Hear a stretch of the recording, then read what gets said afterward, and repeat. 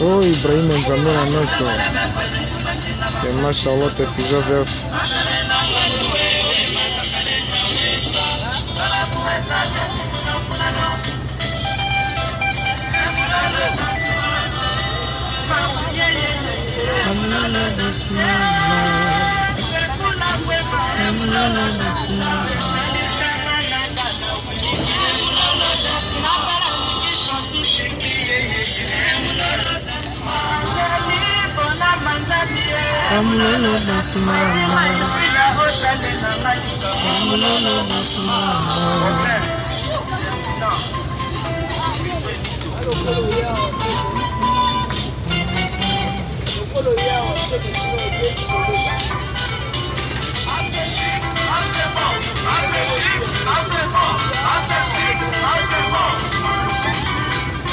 Ma Charlotte Pigeon Verte Mankambo.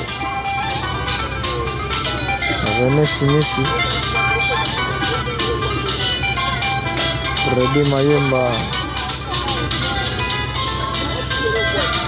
Fabrice Dibasana.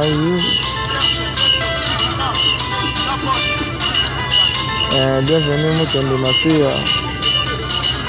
Il était comment? Togo nana na biso kati. Désolé.